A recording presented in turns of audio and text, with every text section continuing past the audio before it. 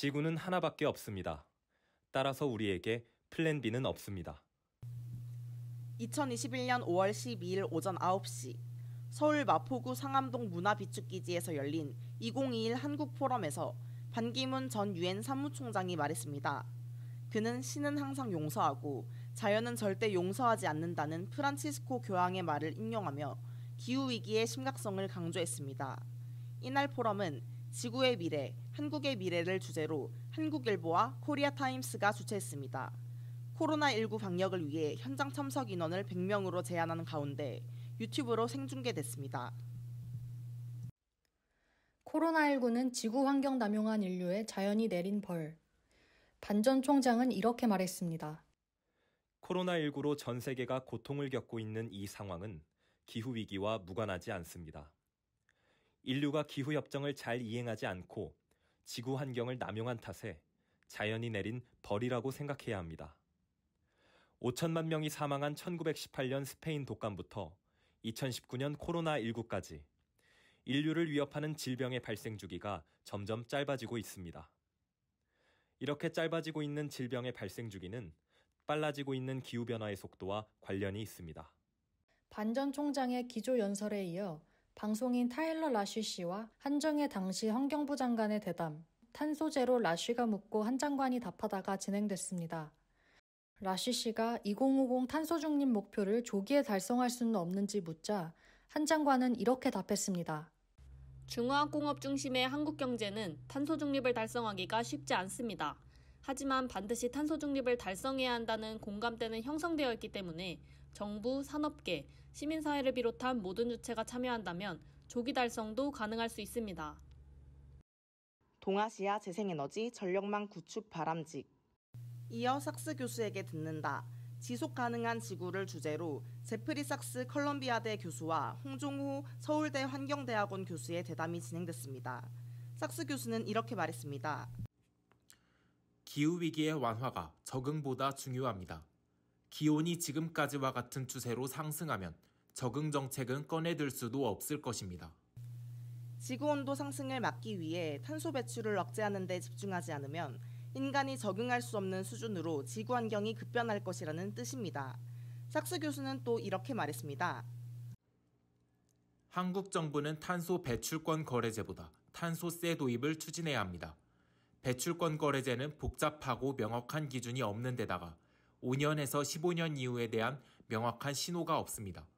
반면 탄소세는 분명한 방향성을 갖고 있습니다. 화석연료를 쓰는 기업들이 앞으로 세금이 점점 높아질 것이라는 점을 인식한다면 탈탄소화가 빠르게 이루어질 것입니다.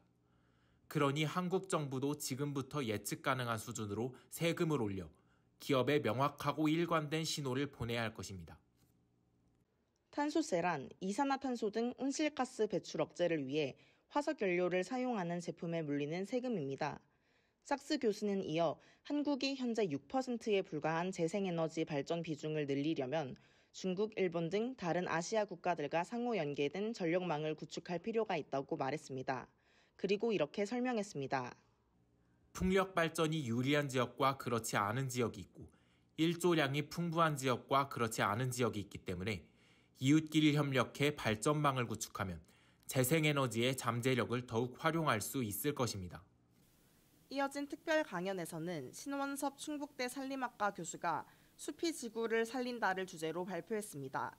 그는 산림의 탄소 흡수 능력을 활용해 온실가스 배출을 줄여야 한다며 이렇게 말했습니다. 산업 규모를 감축하고 기술 혁신에 큰 비용을 들여야 하는 다른 배출 규제에 비하면 산림을 재정비해 탄소 흡수원을 확충하는 방식은 매우 비용이 적게 들고 효율적입니다. 신 교수는 수령 50년 이상 된 나무는 온실가스 흡수량이 급격히 감소한다고 지적했습니다. 우리나라는 산림의 대부분이 1970년에서 80년대에 인공적으로 조림됐기 때문에 2050년이 되면 온실가스 흡수량이 현재의 30%까지 감소한다는 것이죠.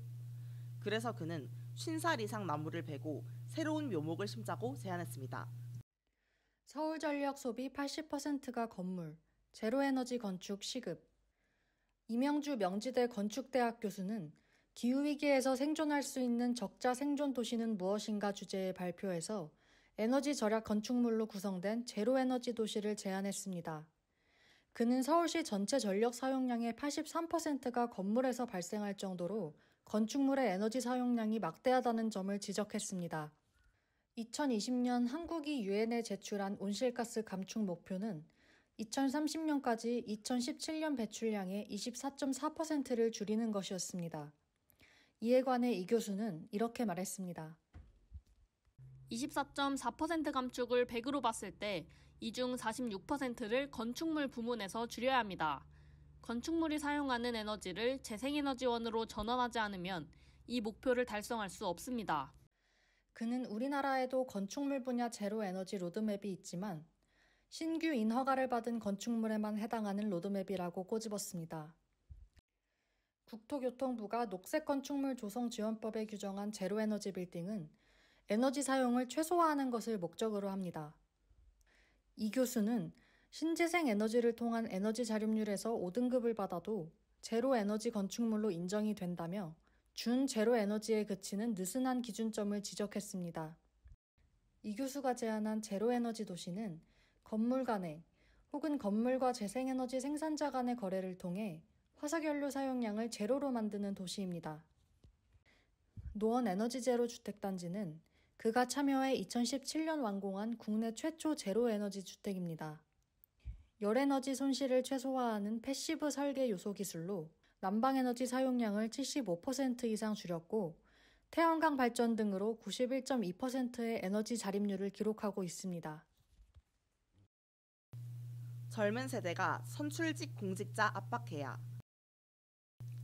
래퍼 겸 환경운동가인 시우테즈칼 마르티네즈는 기후위기 대응을 위한 청년의 연대를 주장했습니다. 그는 미국 콜로라도 지역에서 환경운동가로 활동하며 중앙정부에 관한 기대감을 내려놓게 되었다고 말했습니다. 선출직 공직자들이 정치 자금을 대주는 석유가스 기업의 입김에 휘둘리고 사업 확장 계획을 수락하는 것을 목격했기 때문입니다. 그는 이렇게 강조했습니다. 젊은 세대가 이런 문제와 관련해 선출직 공직자를 압박하는 것이 필요합니다. 마지막 순서로는 탈탄소 시대 우리의 선택은 이라는 주제로 종합토론이 이뤄졌습니다. 이형희 SK스펙스 추구협의회 위원장은 이렇게 말했습니다. 지금은 ESG, 즉 환경, 사회, 투명 경영을 하느냐 마느냐 선택할 단계가 아니라 무조건 빠르게 ESG로 전환해 경쟁력을 높여야 하는 시기입니다.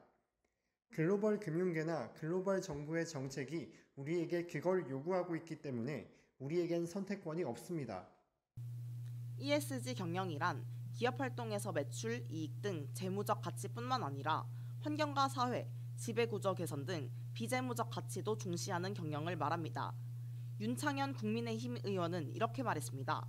금융권도 석탄발전소 건설을 위한 자금 지원을 아예 중단해버리거나 수천억 규모의 ESG 채권을 발행하는 등 엄청난 속도로 변화에 동참하고 있습니다. ESG를 외면하는 기업들은 점차 투자를 받기 어려워질 것입니다. 김성환 더불어민주당 의원은 2050년까지 탄소 중립을 이룩하려면 30년 동안 탈탄소 정책을 일관적으로 밀어붙여야 한다며 초당적 협력의 중요성을 강조했습니다. 조홍식 서울대 법학전문대학원 교수는 이렇게 말했습니다. 2021년 4월 독일 최고법원인 연방헌법재판소가 독일의 기후변화 대응법이 미래세대의 기본권을 보호하기에 충분하지 않다는 이유로 헌법 불합치 판결을 내린 사실이 정말 충격적이고 의미심장합니다. 역사상 최악의 기후위기 사태에 직면한 만큼 법처럼 보수적인 영역도 변화하고 있다는 점이 주목할 만합니다.